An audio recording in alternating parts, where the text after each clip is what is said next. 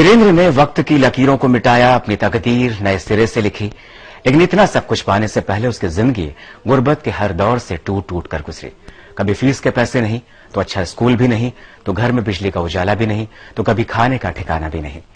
लेकिन एक लक्ष्य जीवन को समर्पित था और वीरेंद्र ने वो हासिल करके दिखा दिया। वीरेंद्र वो लड़का जिसका बचपन गरीबी के साए में बीता, जिसकी जिंदगी में अमीर घर के बच्चों की तरह न सुख थे न सुविधाएं ही मयस्सर थी। पिता जिसके मजदूर और माँ जिसकी कपड़े सिलकर घर का खर्चा चलाती थी। उस परिवार में जन्मे वीरेंद्र ने एक बड़ा ख्वाब देखने की हिमाकत की।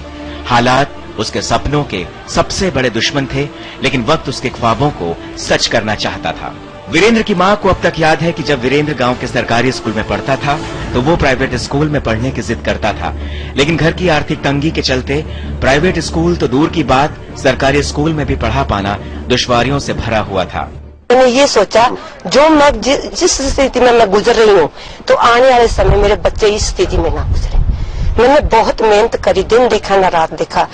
इसके पापा भी बीमार रहते थे, मैंने वो भी परवाह नहीं करी, मैंने कुछ भी परवाह नहीं करी, लेकिन मैं आगे में बढ़ी। सिर्फ मेरा मालिक का सिर्फ हाथ था। लेकिन माँ अपने बच्चे की पढ़ाई में दिन रात कोई कमी नहीं छोड़ती थी।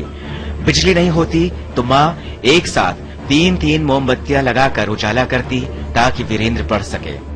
यहाँ प्राइमरी स्कूल में पढ़ता था तो ये आता काम ना करता तो लाइट का प्रबंध नहीं था।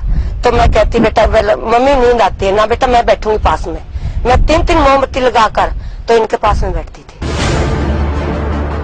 एक बड़ा आदमी बनने का ख्वाब बेटे की आंखों में अपने माँ बाप की गुर्बत और मेहनत देखकर पल रहा था। बेटे की पढ़ाई किसी भी हाल में ना रुके, इसके लिए माँ ने कपड़े सिले तो पिता ने मजदूरी की। ये गांव का सरकारी स्कूल, इस स्कूल ने वीरेंद्र की कक्षा 8वीं तक की बुनियादी शिक्षा दी। वीरेंद्र की पढ़ाई की लगन का ही नतीजा था कि वो 5वीं में राज्य में मेरिट में आया और फिर उसके बाद 8वीं कक्षा में भी अव्वल आया। इसके बाद वीरेंद्र के हौसलों को परवाज मिला। उसने आईआईटी की परीक्षा भी पास की, लेकिन घर की आर्थिक स्थिति की वजह से आईआईटी की पढ़ाई भी पूरी नहीं हो सकी, जिसके बाद वीरेंद्र को इग्नू से बीटेक करना पड़ा।